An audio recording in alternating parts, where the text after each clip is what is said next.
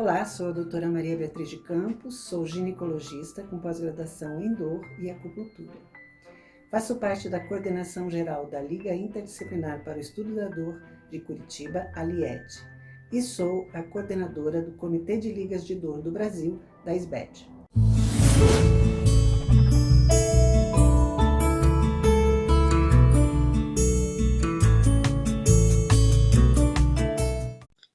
Já conversamos no vídeo anterior que para podermos entender o caminho da dor é necessário conhecer a estrutura do sistema nervoso. Hoje vamos continuar com o nosso estudo da neuroanatomia e dor. Já vimos no vídeo anterior as células do sistema nervoso, neuronais, os neurônios, e as não neuronais, células da glia. Hoje vamos conhecer outras estruturas do sistema nervoso que também estão envolvidas no caminho da dor para adicionar ao nosso estudo. Lembramos que esta é uma abordagem complementar, onde apresentamos noções básicas sobre o assunto. Para maior aprofundamento, sugerimos estudo direcionado. O sistema nervoso tem a divisão anatômica e divisão funcional. Vamos começar pela divisão anatômica, com o sistema nervoso central, dividido em encéfalo e medula.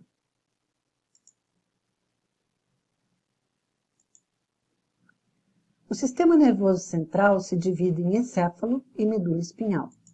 Começando pelo encéfalo, o encéfalo se divide em cérebro, tronco encefálico, mesencéfalo, ponte, bulbo e cerebelo. Vamos começar pelo cérebro, que é dividido em telencéfalo e diencéfalo. O telencéfalo são os hemisférios, dividido em córtex e núcleos da base. Esse córtex é dividido em lobos, lobo frontal, lobo parietal, temporal, occipital e a ínsula. Geralmente são centros motores, sensitivos e cognitivos, cada um com sua função. O lobo frontal é responsável pela elaboração do pensamento, planejamento, programação de necessidades individuais e emoção. É separado do lobo parietal pelo sulco central. O lobo parietal é responsável pela sensação de tato, dor, gustação, temperatura, pressão. Estimulação de certas regiões deste lobo em pacientes conscientes produzem sensações gustativas. Também está relacionado com a lógica matemática. O lobo temporal está relacionado primariamente com o sentido de audição, possibilitando o reconhecimento de tons específicos e intensidade do som. Tumor ou acidente afetando essa região provoca deficiência de audição ou surdez. Essa área também exibe um papel no processamento de memória e emoção. O lobo occipital é responsável pelo processamento da informação visual. Danos nessa área promovem cegueira total ou parcial. O lobo da ínsula, do latim ilha, é uma porção oculta do córtex cerebral. Está envolvido com aspectos do comportamento emocional e sexual e com o processamento da memória. Faz parte do sistema límbico. Núcleos da base. São grupos de corpos de neurônios situados em determinadas áreas subcorticais, abaixo do córtex. São interconectados com o córtex cerebral, tálamo e tronco cerebral. Estão associados ao controle motor, cognição, emoções e aprendizado. Participam do planejamento do movimento, mas não na execução do mesmo. Estão envolvidos em comportamentos motores e cognitivos. Não se conectam diretamente com a medula. Nós temos o núcleo caudado, o núcleo accumbens, que os dois juntos se chamam corpo estriado, putamen, que é outro núcleo, globo pálido, o núcleo subtalâmico, substância nigra.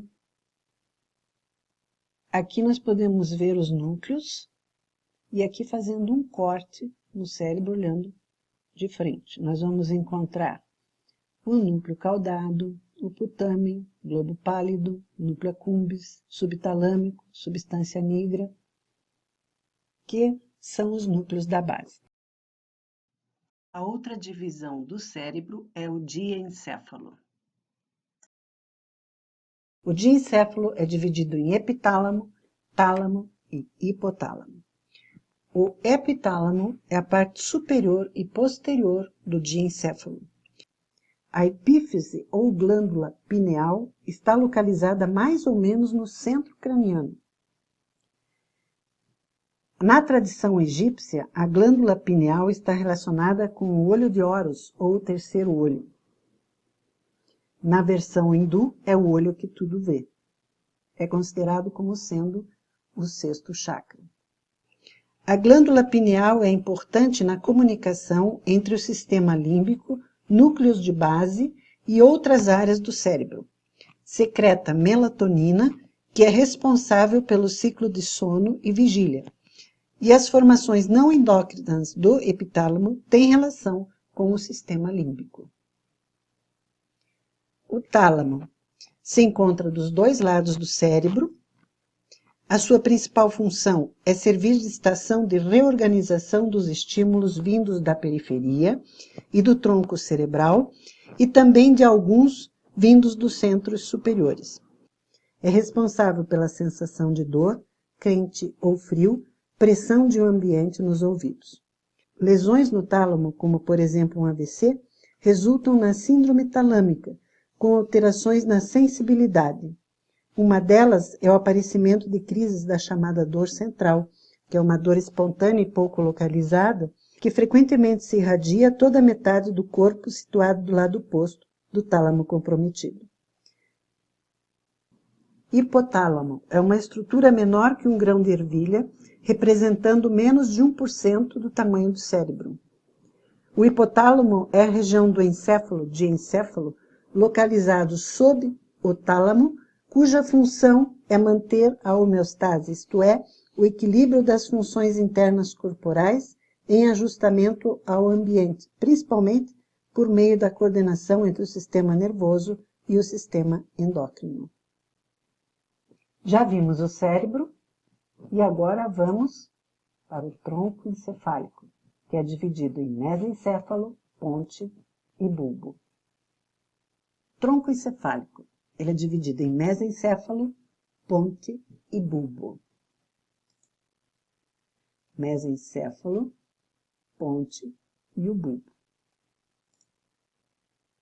Aqui vocês veem numa visão ventral, é o mesencéfalo, ponte e bulbo. O mesencéfalo constitui os colículos superiores e inferiores, onde tem o núcleo do terceiro nervo oculomotor e do quarto nervo, o troclear.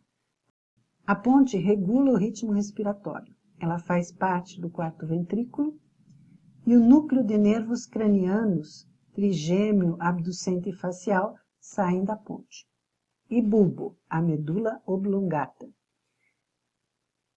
Ela controla os batimentos cardíacos, movimentos respiratórios, pressão arterial, vômito, e daqui também saem outros nervos cranianos, como o hipoglosso, o nervo acessório e o glossofaríngeo. Continuando a divisão do encéfalo, vamos para o cerebelo. Cerebelo, também chamado pequeno cérebro, contribui para a formação do teto do quarto ventrículo. Esse aqui é o quarto ventrículo. Repousa sobre a fossa cerebelar do osso occipital. Liga-se à medula e ao bulbo pelo pedúnculo cerebelar inferior e à ponte mesencéfalo pelos pedúnculos cerebelares médio e superior. Tanto o cerebelo como o cérebro apresentam um córtex que envolve um centro de substância branca e onde também são observados massas de substância cinzenta. Ele faz o controle do balanço e equilíbrio, coordenação dos movimentos involuntários, aprendizagem motor, como caminhar, postura e tônus muscular, e o cerebelo difere fundamentalmente do cérebro porque funciona sempre em nível involuntário e inconsciente, sendo sua função exclusivamente motora. Assim como o cérebro também, o cerebelo tem os seus lobos, cada um com a sua função. Aqui um corte do cerebelo, em que nós vemos as substâncias cinzentas e os núcleos do cerebelo também. Meninges, ventrículos cerebrais e líquido céfalo-raquidiano. Meninges, do grego, quer dizer revestimento, envoltório. São membranas que envolvem o sistema nervoso central. Aqui nós temos a pele, o periósteo, o osso e aqui as 3 meninges. A membrana dura mater, do latim mãe dura, de consistência semelhante ao couro. A membrana aracnoidea, do grego aranha, sob a dura mater de consistência semelhante à teia de aranha, que é essa aqui. Um rompimento de vaso por trauma nessa área formaria o hematoma subdural, que pode comprimir estruturas do sistema nervoso central. E a membrana pia mater, do latim mãe piedosa, que é uma camada fina que adere na superfície do sistema nervoso central, por onde correm os vasos sanguíneos. Aqui nós temos um esquema do envoltório das meninges sobre o sistema nervoso e também por onde circula o líquido céfalo-raquidiano.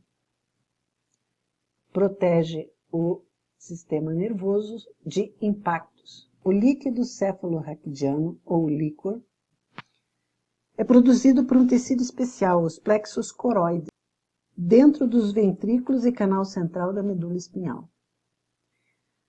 O líquido céfalo-raquidiano sai do sistema ventricular e entra no espaço subaracnoide por pequenos orifícios, próximo ao cerebelo. O líquido céfalo-raquidiano é claro e salgado.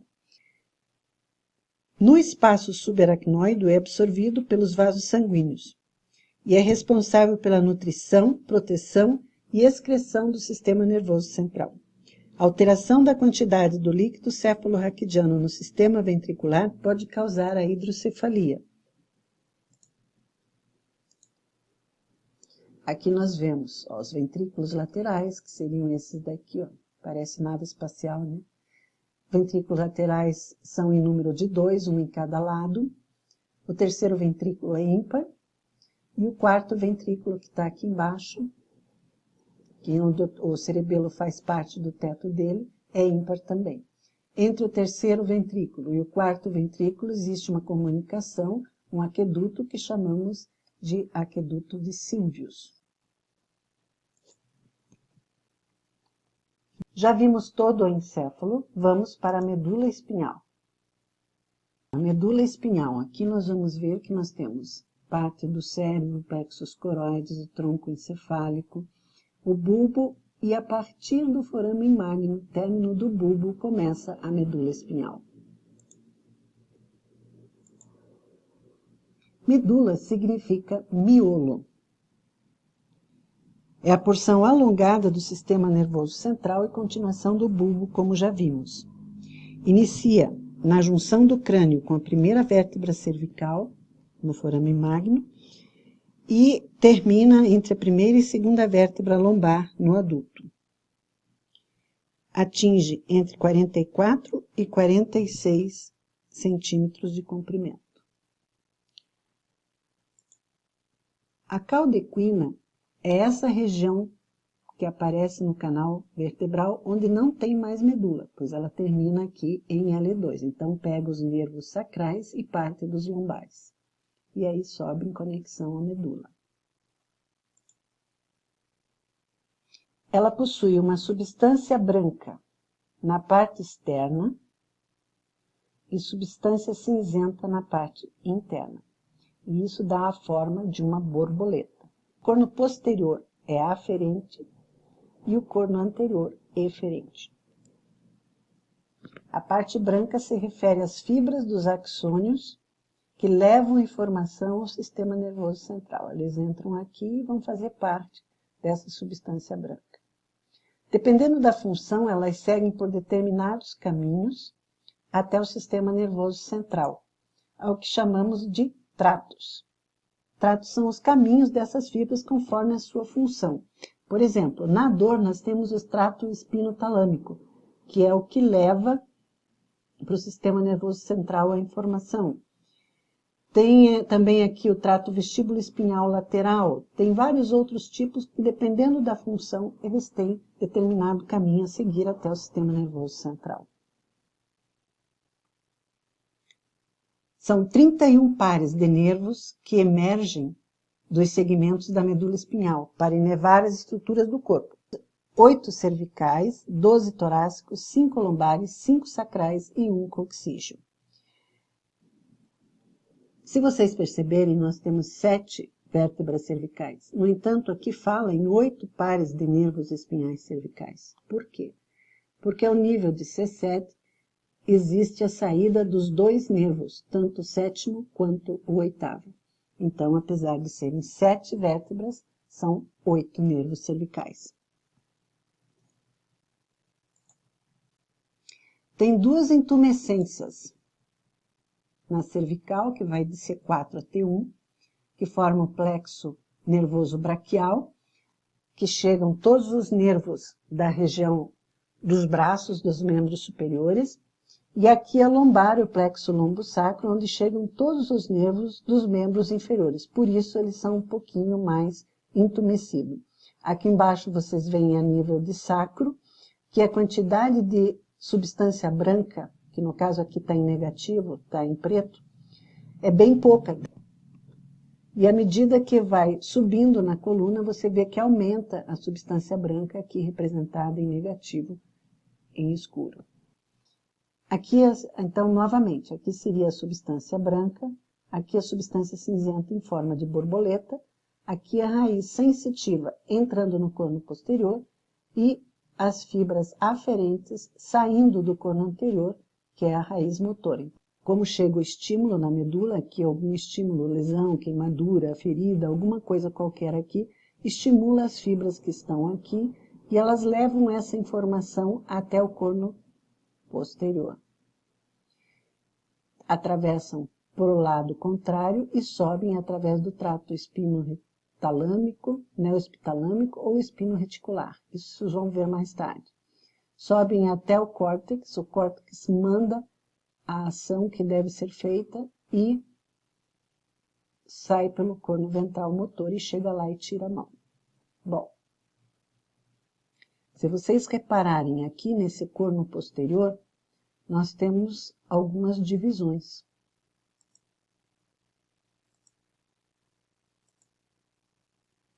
Essas divisões são chamadas de lâminas de Hexer. É a organização da substância cinzenta medular. É dividida em 10 camadas. No corno dorsal ou corno posterior, as camadas vão de 1 a 6. A camada intermediária, ou zona intermediária, é a 7. E no corno ventral, ou no corno anterior, vai do 7 ao 9. E aos redores do canal central, 10. Outra vez, é uma organização que, dependendo da função, dependendo da região, ela vai entrar na camada 1, 2 ou outras camadas.